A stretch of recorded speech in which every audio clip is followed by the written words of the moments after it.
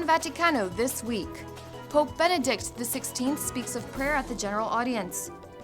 Cardinal Cormac Murphy O'Connor of England reflects on his long service as a bishop. Spain's new ambassador to the Holy See shares his hopes for his mandate. This Cuban American who is being considered for sainthood is remembered. And we take a step into the Pasetto, the corridor that connects the Pope's residence to a castle. All this coming up.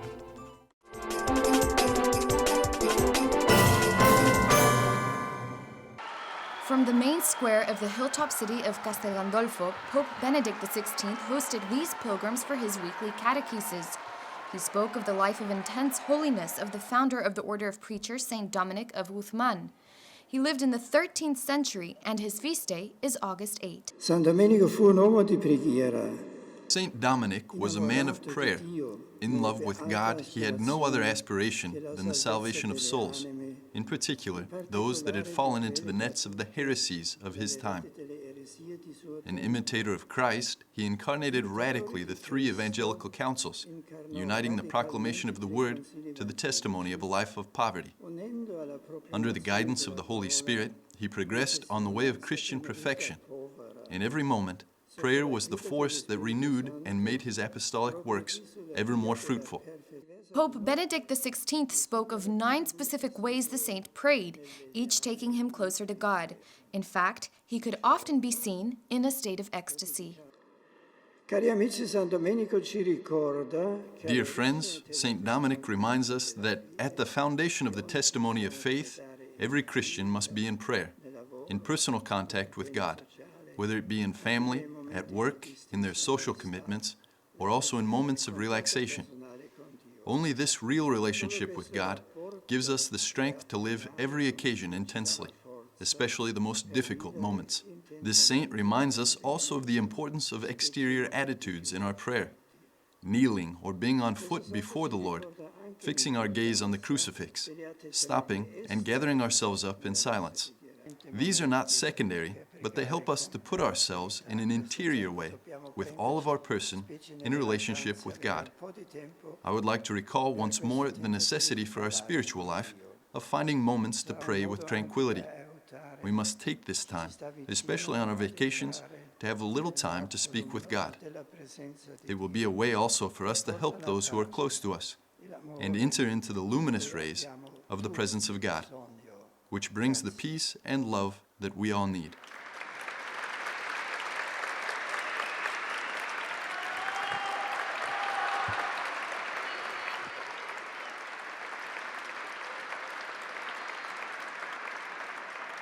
Today we celebrate the feast of Saint Dominic, the founder of the order of preachers. In his life, Saint Dominic was able to combine constant prayer and zealous activity in the service of the Lord and his church.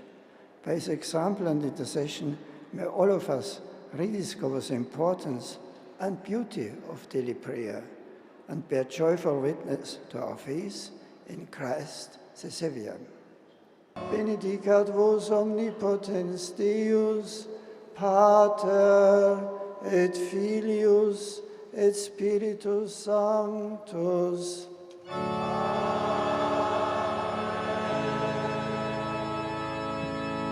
Grazie, buona giornata a voi tutti, grazie.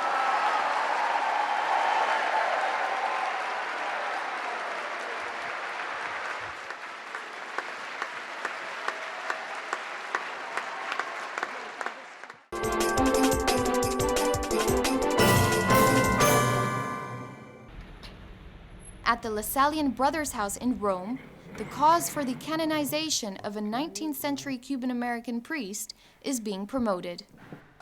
Felix Varela. Felix Varela. If you ask just anyone, they probably don't know who he is. If you ask a Cuban, even the most ignorant man, he'll tell you, Varela taught us how to think. And with this expression, they condense all of the meaning of this great character and who he was. My interpretation of the line, he taught us how to think, is that Varela was the man who gave them the idea of being a nation for the first time. It was the idea of their value as people, that is, of each person. That's why Varela today is perhaps more important than yesterday. The sense that Varela always made people feel important, through his work, through his thought, and his apostolate. This came from his formation because it was the formation of a Christian. The first thing a Christian thinks of is his neighbor, who is equal to him and a child of God. If you put all of these ideas together, we'd have the most complete explanation of the phrase, "He taught us how to think." Father Varela lived from 1788 to 1853. He was a promoter of Cuban independence, an accomplished teacher, an outspoken opponent of slavery, and a champion for immigrants. He was sent to the courts of Spain to represent Cuba, along with 2 other men. There he made some proposals to change the oppressive laws, which made the government consider him a person non grata. For this, he and other co-signatories were condemned to death after the restoration of the king in 1823. But he narrowly escaped being killed, and by way of Gibraltar, he was able to find refuge in New York. From there, he went to Philadelphia, and then again to New York, and later to Baltimore. Anyway, he couldn't return to Cuba, and in fact, he never did. The fact that he remained from 1823 to 1853 in and around New York made him a U.S. citizen in all effects. He was a priest, a good priest, zealous, and he did great work in all fields. Schools and churches he founded still stand in New York City today. He even started a newspaper. What most attracted the people to him, the poor in particular, was his work with the immigrants. It was a period of much immigration, most of all from Northern Europe and Ireland. There were many Irish arriving at that time, and he learned the English language in short order and committed himself to assisting these immigrants.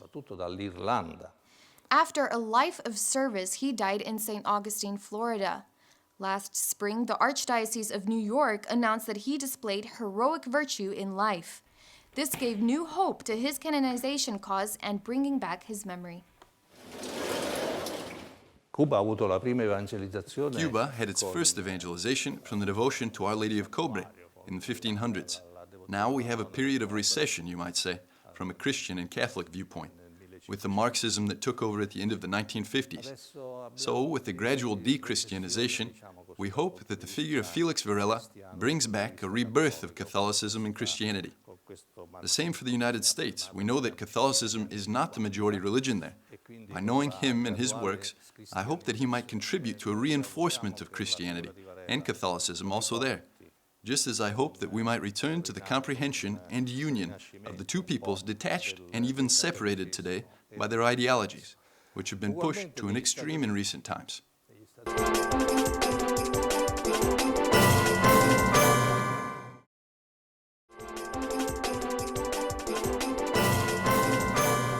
Welcome back. You're watching Vaticano.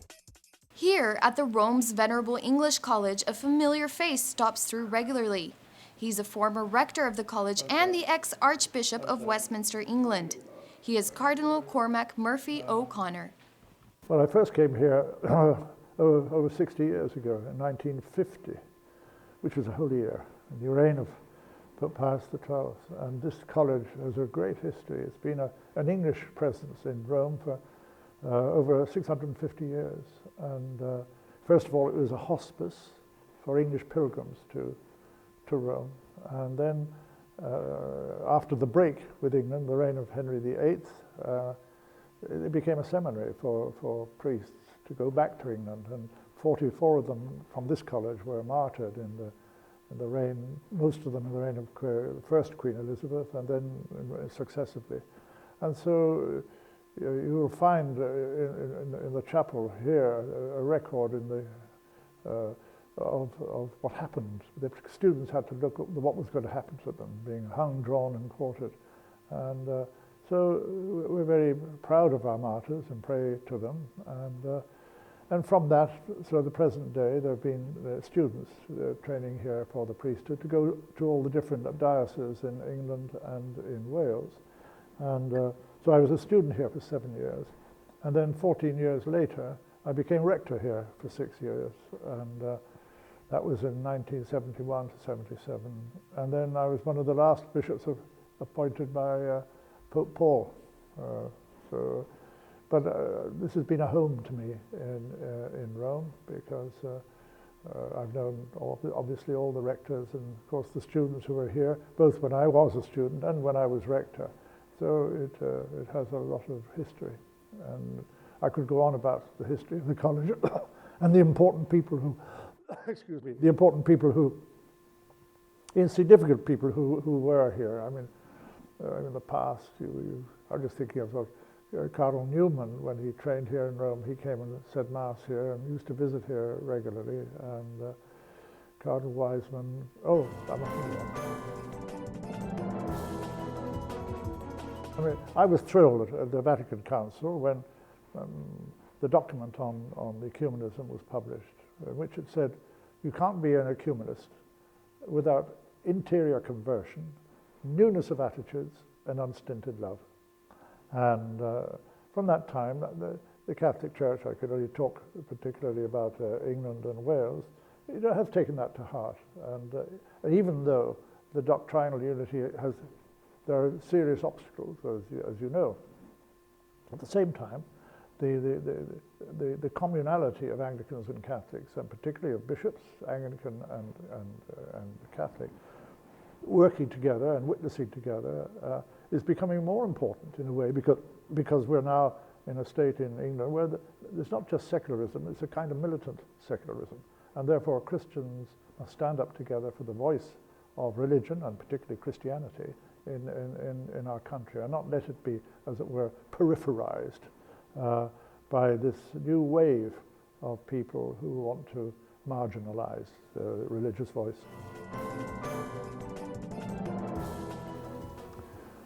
I don't know. I think the question of the ordination of women is something where the Catholic Church's position is very clear. I don't think it's going to change. So to say it'll all be settled within 10 years, I would doubt. But that doesn't mean the ecumenical rapport can't go on and should do. I think one can never predict the future, but I think the position of the Catholic Church and the increasing division in the Anglican communion makes that kind of unity, particularly on that issue, when there are now not only women priests but women bishops, I think it's a very serious obstacle. There's no doubt that the Pope wishes for the ecumenical movement not only to continue but to grow, and he's had meetings with the Archbishop of Canterbury and with other church leaders, and one's got to consider not only the Anglican communion but also the Orthodox, and how important that is for the ecumenical movement. And so one must just hope and pray that with the assistance of the leadership of the Holy Father, this will progress year by year, decade by decade. The Catholic Church is making a real effort now to educate, to form, to make up disciples, if you like, of young people. And there are a very large number of young people, Catholics, who want to stand up for their faith. And in some ways, we swim against the current, swim against the stream in England. But it's not a bad place to be. The Catholic Church can never be totally in the world. Yes, you're in the world, but not of it. And therefore, we have to form people, young people especially, to be able to articulate their faith, live their faith, but also do it in the circumstances in which they live. And I think that's the challenge for the Catholic Church. It's very interesting. When Pope Benedict came to visit us, he stressed very much, particularly in his speech in the Houses of Parliament, that this was in the Westminster Hall, how important it was to have religion in society, that sort of faith and reason, religion, and if you say that religion should be put on the margins of society, then not only is it wrong, it's also dangerous, because rationality isn't by itself can lead to all sorts of distortions without, as it were, the purifying presence of the religious voice, and in particular in our context in the Christian voice. So in that sense, I thought his visit was very important, not only his presence but also what he said. So I think there's life after death, you know, even in this life. And so I'm rather looking forward to it. There will be new things to do, and perhaps I could do a little bit more writing and remembering things that have happened in the past. Because my life as a priest and bishop has been from, I was ordained in 1956, and the council was called in 1962, and you know, the end of the council, I've been involved in the life of the church in a very significant capacity as helping a bishop first, and then out here in Rome as rector, and then a bishop for now 35 years. So there's a lot to look back on, and to be grateful to the Lord for his goodness and his presence, and the hope that he gives to all our people. Though Cardinal Murphy O'Connor has just turned 80 years old and no longer holds positions in the Roman Curia, the English College in Rome can be sure that it hasn't seen the last of him.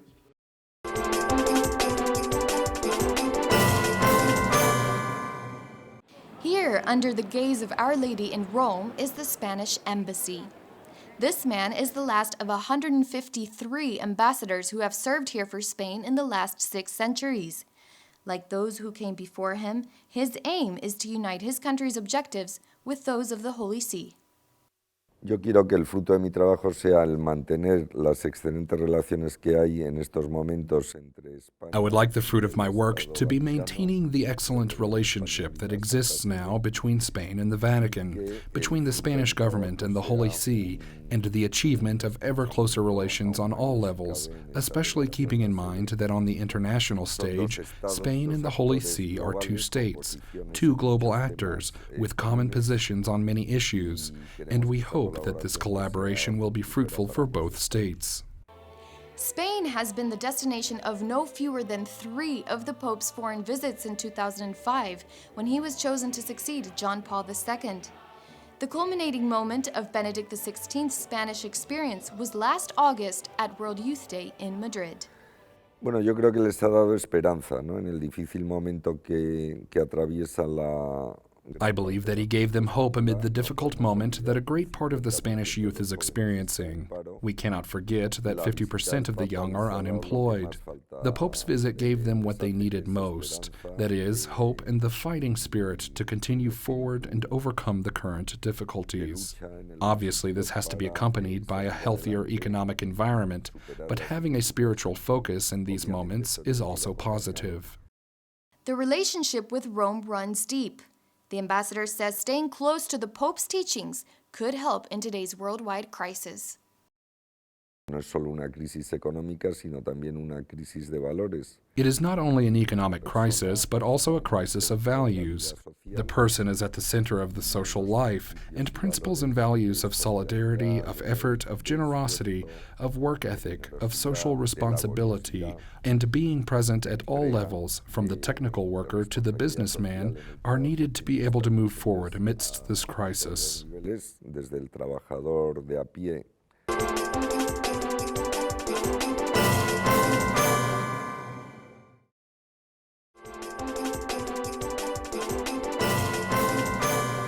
Welcome back. You're watching Vaticano.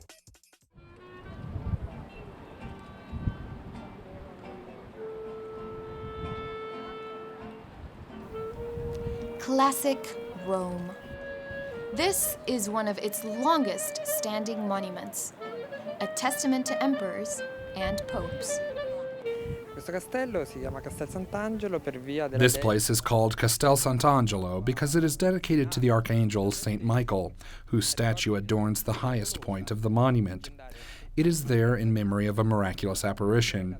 It was attributed to the Archangel at the end of the 6th century, when the city of Rome was struck by a terrible epidemic of the plague, and the pontiff of the times started a procession that went around the city walls. When they passed to the other side of the river, where the tomb of the Emperor Hadrian was located, this castle was then the nearly abandoned tomb of that emperor, there appeared Saint Michael the Archangel with blood on his sword. This sign marked the end of the plague. The monument was therefore dedicated to the Archangel. La statua che oggi sorge sulla sommità del castello. The statue that sits atop the castle was put up in 1751 as a project of the Jubilee year of 1750. It substituted a previous marble figure which was built by Pope Paul III, Farnese, in 1543, that was subject to damage due to the elements. Also, the previous statue had been substituted itself. It had been there on the castle from around the year 1000. The current statue, which is the 18th century original, has been restored several times. The original marble figure was completely substituted by this bronze piece, which, for the characteristics of the material, made it possible both to make it much bigger and it's also more resistant to the elements. For the popes, the fortress was so important, they had their own private road just to reach it. Stiamo sul camminamento del famoso passetto di Borgo. We are on the walkway of the famous Passetto of the Borgo. This is what is considered the private, secret passageway from the Apostolic Palace at the Vatican to Castel Sant'Angelo. I say considered because it was more a protected passageway than a secret one. The Romans knew very well what it was. It's a route that was born for a particular reason. Within the Roman Empire, around St. Peter's, a small city had been born, which was called the Borgo Pontificio, or the Borgo Leonino, or the Cité Leonina. It was outside of the Roman city walls, so it was subject to barbarian invasions. So this city, to which the popes were connected, because it was inhabited by the Roman Curia, was given a defensive wall. Over time, particularly in the 1200s, when Pope Nicholas III, Orsini, the owner of Castel Sant'Angelo, became pope, this wall was made into a route to connect his papal residence to his private residence at Castel Sant'Angelo. It was a protected and covered passageway that permitted him to reach both sides. It was Alexander VI in the 1400s, however, who modified the passageway to be one for fleeing from the Vatican. He was a very well-liked pope, but he lived in a very turbulent time for Rome and Italy. He built the passage in its current form to unite the castle with the Apostolic Palace, where the popes lived stably at that point. On this route, which was closed off with just small windows looking over the city and the fields behind, guards stood watch to defend the pontifical city. In the castle at the moment, the relationship between the popes and their fortress, which for some was also a home, is on display. Imagine that for the Pope to return to Rome from Avignon, he asked expressly for the keys to Castel Sant'Angelo. Otherwise, he wouldn't have returned. So think of the strategic importance of it for maintaining power in Rome. Practically, the possession of the castle meant the Pope's temporal possession of the city of Rome. It was absolutely impenetrable, at least by the weapons of that age. It remained so for centuries. Think that Pope Clement VII, Medici, that when Rome was invaded by the Lenganecchi in 1527, he fled with his cardinals by way of the Passetto to reach safety from the Lenganecchi order. That was 20,000 soldiers or so against just 300 Swiss guards. Obviously, the guards were all killed while they helped the Pope reach Castel Sant'Angelo. And the castle, during all of the occupation of Rome, all of the sack of Rome, was never penetrated. It remained impregnable for the arms of those times. Al di là della storia del monumento. Here we are in the exhibition called The Popes in Our Memory. It's a display that shows the popes from the first Jubilee in the year 1300 to the last one in 2000 with John Paul II. It aims, by following certain popes, to show through their works or the events that happened during their pontificates how they marked the history of Rome and, we could say, also the history of the world. For example, here we are in the so-called Justice Room of the Museum of Castel Sant'Angelo. We have the popes who represent the Roman Baroque period here. Many of the most important monuments of the history of Rome are here because of these popes. So here we have Pope Alexander VII, Chigi, or we see Innocent X, Pamphili, and the very famous Urban VIII, Barberini. Each is recognizable by the coat of arms of his family. Here we see the mountain and the star, which are symbols of the Chigi household, while here we see the bee from the Barberinis. Some of the most important works representing these popes are also here. Clement IX is portrayed in this painting here. He was particularly important for music. In addition to being a pope, he was also a great musician. With all its history, the monument also continues to be present in the current Pope's life. After all, it's one of the first things he sees when he looks out on the city of Rome from his apartment just a half-mile away.